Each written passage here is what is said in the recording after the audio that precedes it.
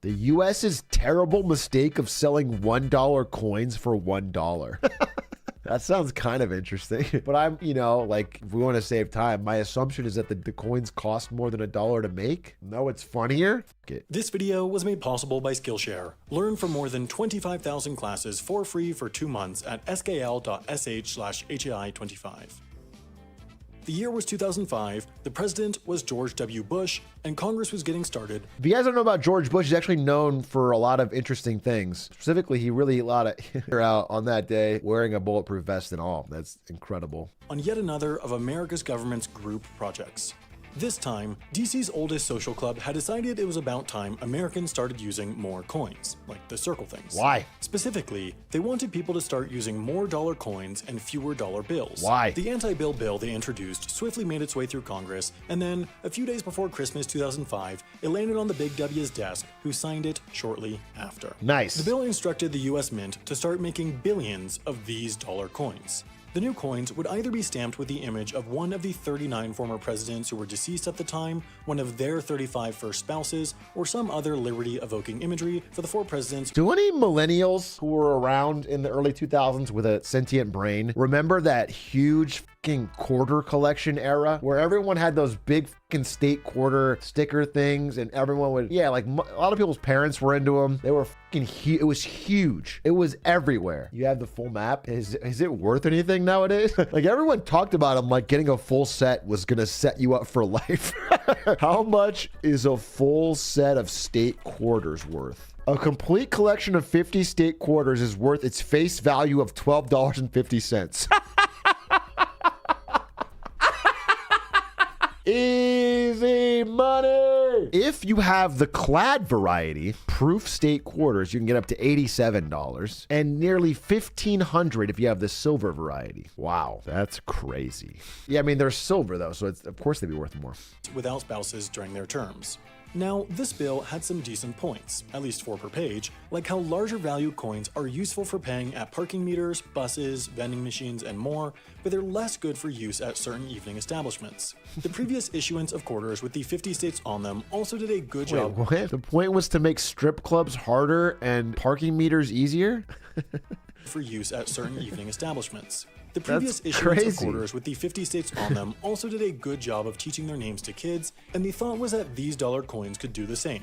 Of course, there are probably more useful things coins could teach American kids, like how to write a student loan application, but this was sure a good start. I'm sorry, what? You want the FAFSA coin? What? How the f is a coin gonna teach you how to do student loan? That's fucking so stupid.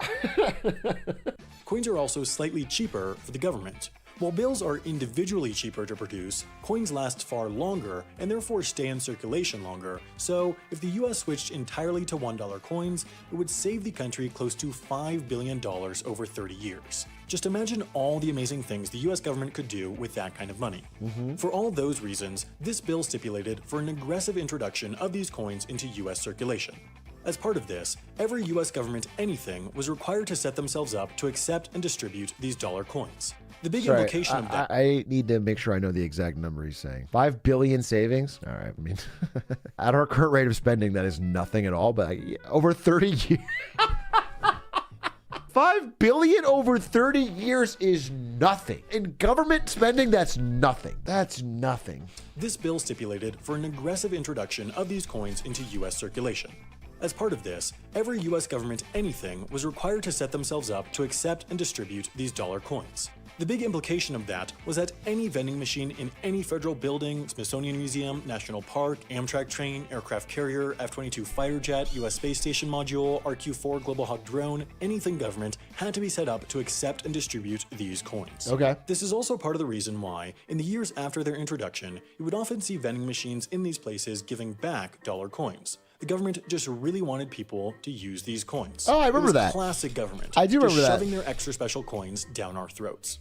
The problem, though, was that the public didn't like them, no matter if they were in their throats or not. People just didn't like carrying around a bunch of— Yeah, I mean, you don't want your wallet to be filled with fucking $8 coins. You just want the dollar. I expect to go, you're capital D coning. You don't even live in America. You live in fucking Canada. Oh, wait, did they do that in Canada? Did Canada use loonies for dollars? That's so fucking whack. Why did we ever do this? Someone should have just said it's a Canadian thing and no one would have voted for it. Wait, I did not know that loonies and toonies were actual physical coins. Let me see. The loonie is Canada's $1 coin, and it's made of gold-colored nickel. They used to have a $1 bill, but it was phased out. You don't even have a bill? You literally have to use the loonie? Bro, your fucking country, bro. What? That's crazy. What is 1 CAD? So it's like 75 cents. Wow, that's so interesting. And so a toonie's like $1.50. You guys have a $1.50 coin that you just carry around? That's so interesting. How is the Australian dollar doing? 64 cents. 1 Australian dollar is 64 cents. Do they also use coins? The dollar is extraordinarily strong right now. All currencies are devalued against the dollar right now. The dollar is like historically strong because we've been raising interest rates like crazy and everyone else can't really keep up. What's the US dollar index? Let's see. I'll check it right now. USDX. Yeah, I mean, you can just see, it's quite strong. It's over 5 years. So it's like there was a spike here, but in general, like it's the highest it's been in 5 years. The graph means nothing to me. It's just the value of the dollar. I mean, like you look at an individual currency, like look, all right, this is how many yen you get for $1. It's down here for years and years and years. And then now look at it. It's at all-time highs. If you travel to Japan right now and you're an American, you're getting the best deal you've gotten in a very, very long time. And this applies to many countries because the dollar is very, very strong. You should rate other countries' money. That sounds appropriate. Just look at their historical figures and like famous people and like important cultural moments in their money and then make fun of it. That sounds like a really cool idea. Like, who are these fucks? Who's this fucking bald asshole on the 5, bro? That's the real loony. To be honest, I don't know. Well, he doesn't know either. I don't know who any of these people are. Probably that's the queen. She got the 20. Who got the hundo? Who's Canada's $100 bill? Who is on Canada's 100? Sir Robert Borden. I'm Borden just reading about him. What was he known for, though, bro? He helped the country through World War I. All right, I'll give him a pass. Good job, Borden. Damn, they put the DNA strand, insulin, microscopes. This is on the money? An electrocardiogram is on the money? They put a lot of shit on this. You just jelly? Yeah, maybe I'm just jelly. It's fun. It's fun. It was like a fun little story. It's like a back of a cereal box. They should put little mazes on there and shit, Like when you're bored, you can yeah, little Snapple facts. We have fun up here. Yeah, nice hell. You guys are cool as hell. I mean, all we've got is like, I guess this.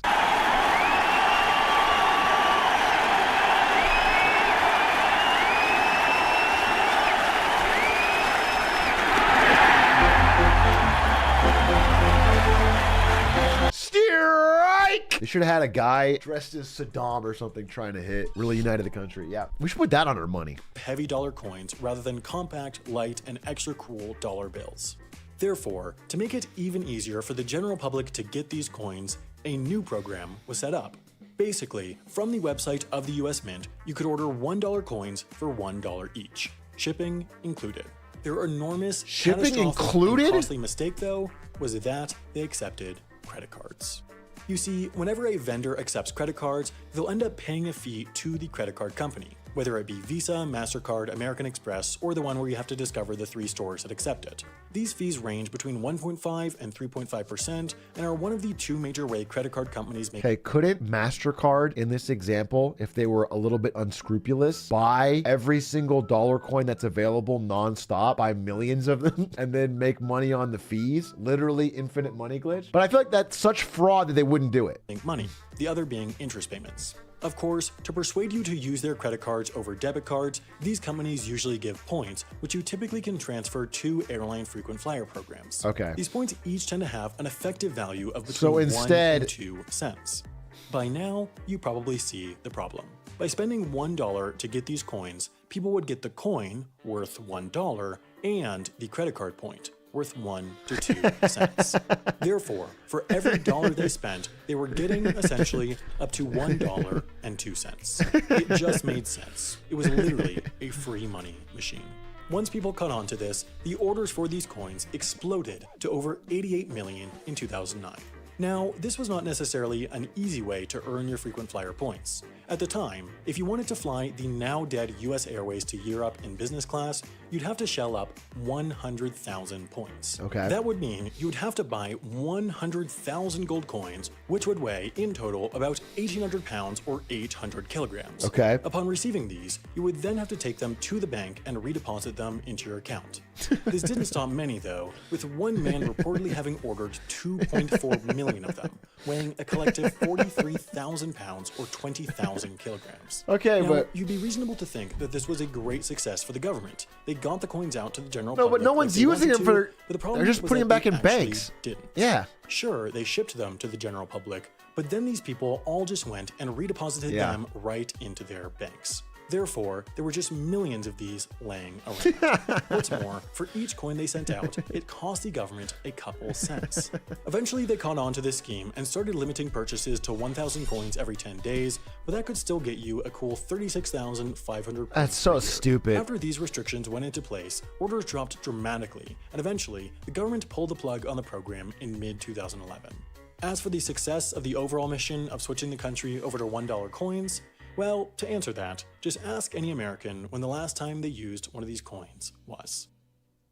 Now, as unfortunate it is that the US government axed this free money machine, there is another one that still works. It's called learning new skills. From Skillshare.com! That was a great video. I never used it to pay for something. I don't think I've ever used the gold coin to pay for something. Although I didn't know there was even a George Washington one. I thought in my mind, it was like the Sacagawea gold dollar was it. It's the only one I remember.